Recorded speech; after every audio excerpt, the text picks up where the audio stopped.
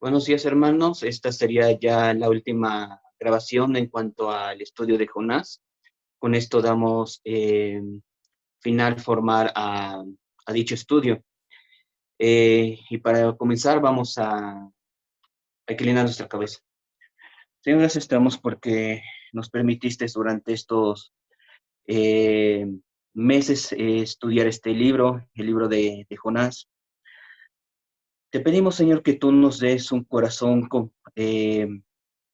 aquel que es mayor que Jonás, conocimiento, sino que tú, Señor bendito, seas el que nos recuerde tu palabra y nos dé la capacidad de ponerla en acción. En tu precioso bendito nombre, Señor Jesús, te pedimos esto. Amén. Bueno, hermanos, vamos a tener unas implicaciones prácticas del mensaje. Prácticamente vamos a tener un repaso general. Vamos, por favor, hermanos, a Jonás 1 y leemos. Vino palabra de Jehová a Jonás, hijo de Amitai, diciendo: Levántate y ve a Nínive, aquella gran ciudad, y pregona contra ella, porque ha subido su maldad delante de mí. Y Jonás se levantó para ir de la presencia de Jehová a Tarsis, y descendió a Jope, y halló una nave que partía para Tarsis, y pagando su pasaje, entró en ella para irse con ellos a Tarsis, lejos de la presencia de Jehová. Pero Jehová hizo levantar un gran viento en el mar, y hubo en el mar una tempestad tan grande que se pensó que se partiría la nave. Y los marineros tuvieron miedo, y cada uno clamaba a su Dios, y echaron al mar los enseres que había en la nave, para descargarla de ellos. Pero Jonás había bajado al interior de la nave y se había echado a dormir. Y el patrón de la nave se le acercó y le dijo: ¿Qué tienes, dormidor? Levántate y clama a tu Dios. Quizás él tendrá compasión de nosotros y no pereceremos. Y dijeron cada uno a su compañero: Venid y echemos suertes, para que sepamos por causa de quién nos ha venido este mal. Y echaron suertes, y la suerte cayó sobre Jonás. Entonces le dijeron ellos: Decláranos ahora por qué nos ha venido este mal. ¿Qué oficio tienes y de dónde vienes? ¿Cuál es tu tierra y de qué pueblo eres? Y él le respondió: Soy hebreo, y temo a Jehová, Dios de los cielos, que hizo el mar y la tierra. Y aquellos hombres te vieron sobremanera y le dijeron: ¿Por qué nos has hecho esto? Porque ellos sabían que huía de la presencia de Jehová, pues él se los había declarado. Y le dijeron: ¿Qué haremos contigo para que el mar se nos aquiete? Porque el mar se iba embraveciendo más y más. Él le respondió: Tomadme y echadme al mar, y el mar se os aquietará, porque yo sé que por mi causa ha venido esta gran tempestad sobre vosotros. Y aquellos hombres trabajaron para hacer volver la nave a tierra, mas no pudieron, porque el mar se iba embraveciendo más y más contra ellos. Entonces clamaron a Jehová y dijeron: Te rogamos ahora, Jehová, que no perezcamos nosotros por la vida de este hombre, ni pongas sobre nosotros la sangre inocente, porque tú, Jehová, has hecho como has querido. Y tomaron a Jonás y lo echaron al mar, y el mar se quietó de su furor. Y temieron aquellos hombres a Jehová con gran temor, y ofrecieron sacrificio a Jehová, e hicieron votos. Pero Jehová tenía preparado un gran pez que tragase a Jonás, y estuvo Jonás en el vientre del pez 3 días y 3 noches. Y nos hacemos la pregunta, hermanos, y al final, ¿qué fue lo que aprendimos? En cuanto al capítulo 1, hermanos, veíamos que en cuanto al tema del dolor, veíamos esta frase de C.S. Lewis, el autor de las Crónicas de Narnia, la cual menciona lo siguiente: Dios nos susurra en nuestros placeres, nos habla en nuestra conciencia, pero grita en nuestros dolores. Es un megáfono para despertar a este mundo sordo. Veíamos también, hermanos, que el pecado no es solamente una acción hecha contra de la ley de Dios, que, digamos, se cuenta como un solo acto, sino que él mismo genera por así decirlo, un efecto dominó, el cual nos lleva de pecado a pecado. ¿Cómo fue esto en el aspecto del pecado de Jonás? Bueno, pues la rebelión le llevó a la desobediencia a la hipocresía al elitismo, y el elitismo a la soberbia. Veíamos también, hermanos, que Pastor Miguel Núñez nos ayuda con esta lista que él denominó 10 leyes del pecado, y mencionaba lo siguiente: como primera, el pecado te llevará más allá de donde pensabas llegar. Como segunda, el pecado te alejará por más tiempo de lo que habías pensado. Tercera, el pecado te costará más de lo que querías pagar. Cuarta, Pecas a tu manera, tienes que regresar a Dios a su manera. Quinta, el pecado engendra pecado. Con un pecado cubrimos otro pecado. Sexta, el pecado te lleva a justificar cuanto has hecho, llevándote a la autojustificación. Séptima, el placer es efímero, temporal, pasajero, pero las consecuencias del pecado son duraderas. Octavo, no hay pecado oculto que Dios no ponga de manifiesto. Novena, mi pecado comienza cuando yo quiero, pero las consecuencias comienzan cuando Dios lo determina. Y décimo, nadie se burla de Dios. Veíamos también, hermanos, que lo que realmente transforma a una nación no es un plan que la iglesia elabore, alguna ideología política, ninguna revolución. La escritura no es muy clara en esto, en el libro de los Salmos. La ley del Señor es perfecta, que convierte el alma. El testimonio del Señor es perfecto, que hace salvo el sencillo. En resumidas cuentas, el pastor Sugel Michelin, de Iglesia Bíblica del Señor Jesucristo, mencionaba lo siguiente. La iglesia no está llamada a moralizar a la nación. La iglesia está llamada a predicar el evangelio. Con esto, hermanos, vamos muy rápidamente al capítulo 2 de Jonás, y entonces menciona así el texto. Entonces oró Jonás a Jehová, su Dios, desde el vientre del pez, y dijo, invoqué en mi angustia a Jehová, y él me oyó. Desde el seno del Seol clamé, y oíste mi voz. Me echaste a lo profundo, en medio de los mares, y me rodeó la corriente. Todas tus ondas y tus olas pasaron sobre mí. Entonces dije, desechado soy de delante de tus ojos, mas aún veré tu santo templo. Las aguas me rodearon hasta el alma, rodeóme el abismo, el alga se rendó en mi cabeza. Descendían los simientes de los montes, la tierra echó sus cerrojos sobre mí para siempre. Mas tú sacaste mi vida de la sepultura, oh Jehová, Dios mío. Cuando mi alma desfallecía en mí, me acordé de Jehová, y mi oración llegó hasta ti en tu santo templo. Los que siguen vanidades ilusorias, su misericordia abandonan, mas yo, con voz de alabanza, te ofreceré sacrificios. Pagaré lo que prometí, la salvación es de Jehová. Y mandó Jehová al pez y vomitó a Jonás en tierra. Aspectos prácticos del capítulo 2. Número 1, quien piense que el hombre tiene libre albedrío, como se ha venido entendiendo, sería bueno que leyese este libro. Jonás quería huir a Tarsis, mas en la soberana voluntad de Dios, Dios lo llevase a Nínive. Ni siquiera le preguntó a Jonás si quería hacerlo o no. En segundo aspecto, veíamos que la oración no es la herramienta que Dios da al creyente para chantajearlo, sino por el contrario, es la herramienta que Dios emplea para ajustar su voluntad a la voluntad del creyente. También, hermanos, bueno, ya no dio tiempo de añadirlo a las diapositivas, lo exhibimos en el boletín, pero también nuestro hermano, el pastor John Piper, lo mencionó de una forma muy contundente. Yo no declaro, yo no decreto, yo no ato, me sujeto a la voluntad de un Dios soberano. Ejemplos de ello en las escrituras vemos. Daniel iba a ser arrojado al foso de los leones.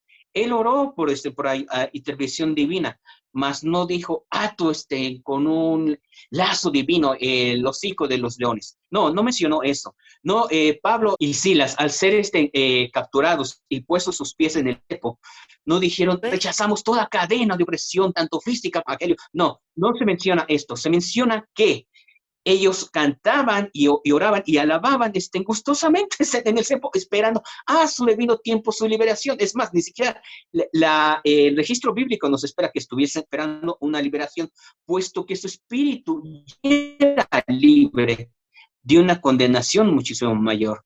En su mayor momento de dolor, de angustia, no dijo, no, Padre, yo decreto y cancelo la voluntad que tú tienes para conmigo. Rechazo toda esta opresión que venga sobre mí. No, leemos que él oró mencionando, Padre, si fuese posible, pase de mí esta copa, pero no se haga como yo quiero, sino conforme a tu voluntad. En el tercer aspecto del tercer capítulo, vaya en la redundancia, vemos lo siguiente. Vino palabra de Jehová por segunda vez a Jonás diciendo, aquí un punto muy práctico. Vemos que de hecho la restauración de Jonás se parece en cierta forma a la restauración que tuvo Pedro. También veíamos que de hecho la base de operaciones, tanto de Jonás a Pablo, en esta región, Jope, tiene que ver mucho que ver con ambos, tanto con Jonás como con Pedro. Vemos que aquí Dios no le reprocha su actitud anterior, simplemente va y le reafirma la misión que previamente ya le había dado.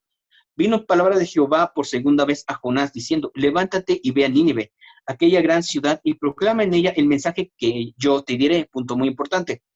Y se levantó Jonás y fue a Nínive conforme a la palabra de Jehová, y era Nínive ciudad grande en extremo de 3 días de camino. Y comenzó Jonás a entrar por la ciudad camino de un día y predicaba diciendo, de aquí a 40 días Nínive será destruida. Y los hombres de Nínive creyeron a Dios y proclamaron ayuno, y se vistieron de cilicia desde el mayor hasta el menor de ellos. Y llegó la noticia hasta el rey de Nínive, y se levantó de su silla, se despojó de su vestido, y se cubrió de cilicia, y se sentó sobre ceniza. E hizo proclamar y anunciar en Nínive por mandato del rey y de sus grandes, diciendo, hombres y animales, bueyes y ovejas, no gusten cosa alguna, no se les dé alimento ni beban agua, sino cúbrase de cilicio hombres y animales, y clamen a Dios fuertemente, y conviértase cada uno de su mal camino, de la rapiña que hay en sus manos. Quién sabe si Dios se volverá y se arrepentirá Dios, y se apartará del ardor de su ira, y no pereceremos. Y vio Dios lo que hicieron, que se convirtieron de su mal camino, y se repitió del mal que habían dicho que les haría, y no lo hizo. Con esto veíamos lo que nuestro hermano Thomas Watson, haciendo como una metáfora de una pastilla, de una medicina, mencionaba que son los ingredientes de la medicina del arrepentimiento. Este hermano nos mencionaba que dicho componente está integrado por estos ingredientes. Número 1, reconocimiento del pecado. Número 2, dolor por el pecado. Número 3, confesión de pecado. Número 4, vergüenza por el pecado. Número 5, odio por el pecado. Y sexto, abandono del pecado. Vemos, hermanos, mencionábamos, punto muy importante, que Dios le ordenó a Jonás, di las palabras que yo te mencionaré. Jonás no hizo un estudio socioeconómico, sociopolítico, en cuanto a las necesidades de los ninivitas, pues cómo lo quieres, con cruje y pollos, con receta secreta, no. Sino que el mensaje que el Señor le dio a Jonás a decir fue el mismo que lo dijo. De hecho, no es una predicación muy elaborada, no tiene la gran exégesis, la gran hermenéutica, es una frase bastante sencilla. De aquí a 40 días, Nínive será destruida. Veíamos también la eficiencia de este profeta, que es un arquetipo perfecto de todo lo que no tenemos que ser.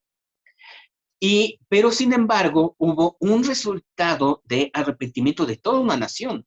¿Qué fue aquí lo que pasó? Bueno, lo que pasó fue de que la palabra de Dios fue predicada tal cual Dios así la ordenó. No era el mensaje de Jonás, no era su plan, era lo que el Señor le había mandado a proclamar. Con esto pasamos al cuarto capítulo. Pero Jonás se apesadumbró en extremo y se enojó. Y oró Jehová y dijo, ahora, oh Jehová, ¿no es esto lo que yo decía estando aún en mi tierra? Por eso me apresuré a huir a Tarsis, porque sabía yo que tú eres Dios clemente y piadoso, tarda en enojarte y de grande misericordia, y que te arrepientes del mal.